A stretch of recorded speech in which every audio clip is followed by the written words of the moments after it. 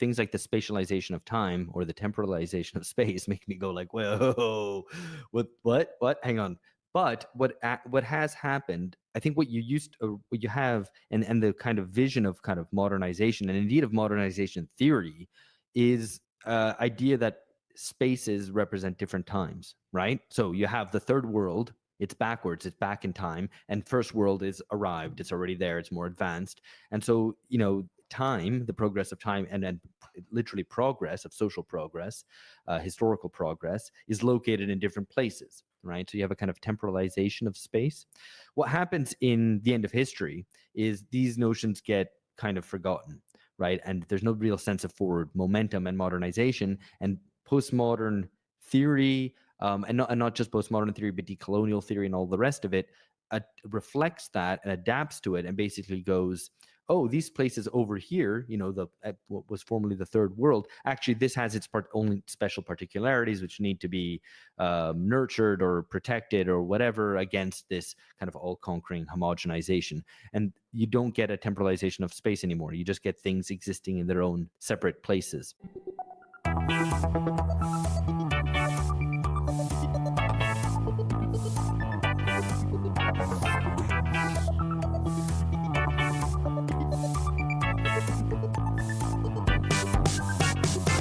Milan ou Tripoli, Vilnius ou Benghazi, Paris, Moscou, on fait le bunga, bunga. Bangkok ou Bogota, Le Caire ou Jakarta, Gustabia, on fait le bunga, bunga. Stockholm ou Monaco, ou Montevideo, Oslo, Tokyo, on fait le bunga, bunga. Hello everyone, welcome to the BungaCast Reading Club after some technical hitch-ups, which I can tell you about or not at all at some future point in time. So we are concluding our section, the initial section of the 2024-25 Reading Club on the future of place, which will be followed in future months, actually by a 4-month section on nation and nationalism, and the final one on class, specifically the role of the middle class today. So that's all to look forward to as of next month.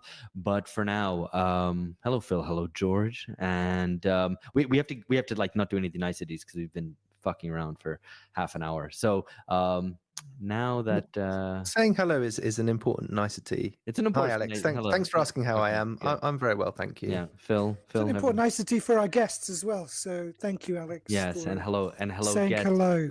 Please send us your comments. Obviously, if you're as we go along, feel free to any stupid, kind of comment, and indeed intelligent ones are welcome as well. Maybe intelligent ones, the dumb ones, we definitely want those. Anyway, so we are asking ourselves here, how do we rescue a sense of place in a political, forward-looking, and future-oriented way after the age of globalization? So the age of globalization generated and emphasized a certain placelessness. But if oppositional struggles need to start from a definite place, and not from a kind of nowhereness, where is that place? And how, at the same time, do oppositional struggles not get restricted by that same sense of place that is not becoming particularist or nostalgic or backward-looking? And if walls are now being put up and we're ending the age of globalization, then does this new global disposition provide a more propitious scenario for struggle? So some big questions. This month's concluding reading definitely has something to say in response to these questions. Although I did make the questions after doing the reading, so I guess that they would do. But let's just operate under the pretense that history works backwards. And I wrote these questions, and then David Harvey back in 1989 wrote this book. So David Harvey's masterwork, The Conditions of Postmodernity, and especially the section we're concerned with, part 3, which is called The Experience of Space and Time, deals with the dialectic within modernity and within postmodernity. So this dialectic can be kind of summed up in various different ways, between placelessness and place, between the abstractions of space and the production of places, between being and becoming, between space and locale on the one hand, and history and time on the other, between capitalist creative destruction on the one hand, and the responses to it that seek to root things in nation, in local, in locale, and which end up aestheticizing politics through a mythos of place.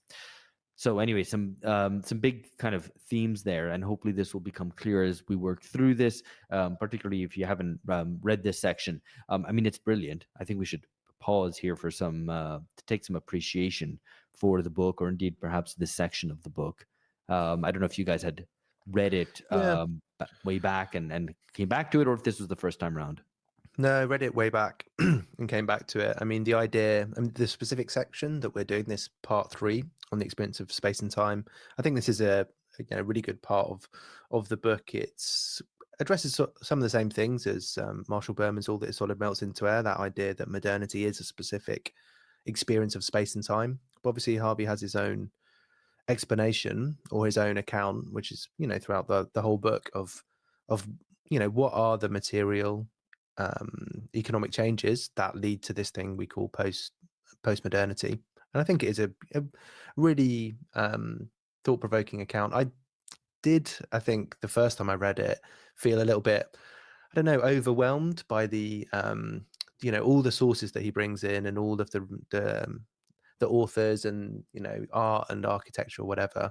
And I was a little bit less perhaps impressed by that reading it this time. Maybe I'm just more erudite myself, or jaded, maybe I realized I Yeah. realized that you've done all this reading, so what? But I still I probably shouldn't say that in a reading club. That's such a dismissal of scholarship.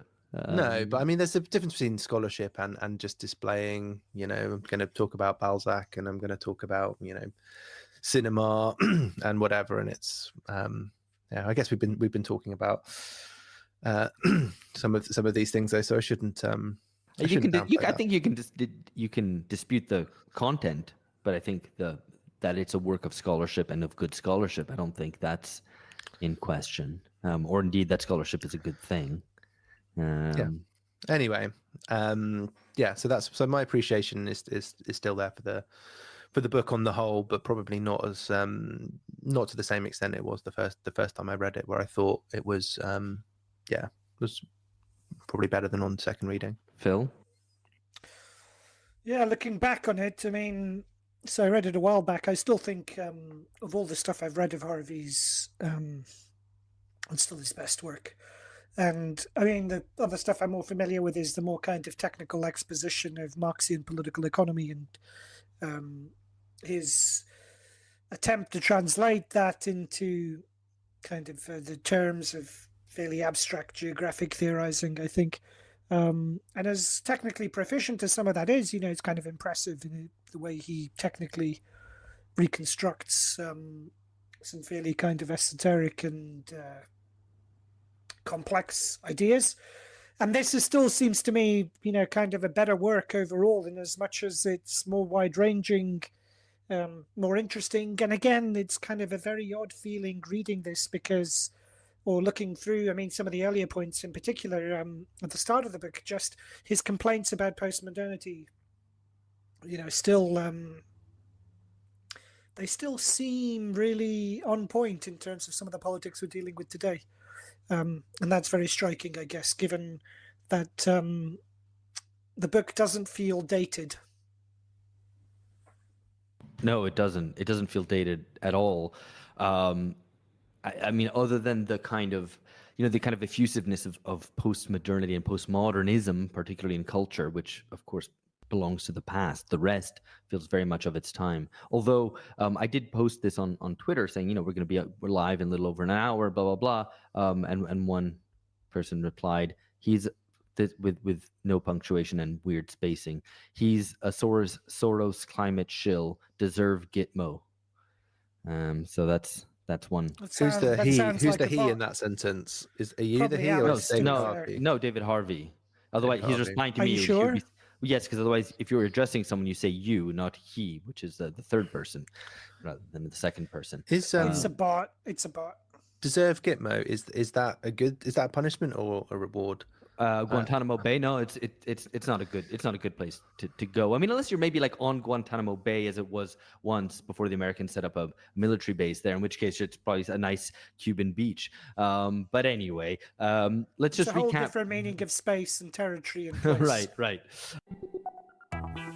Hello friends, you've reached the end of a sample from an episode only available to subscribers.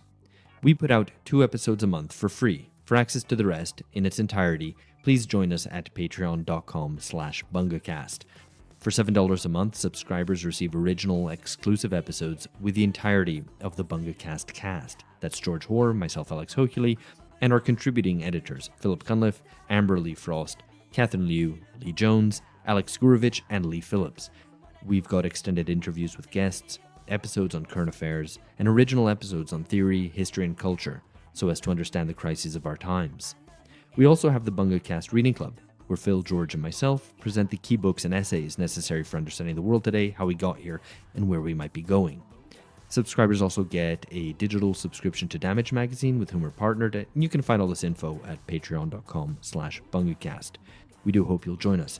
These are turbulent times, and ideologically confused ones as well. What we try to do is find political clarity, to move beyond the decadent age of Bunga Bunga. Buenos Aires.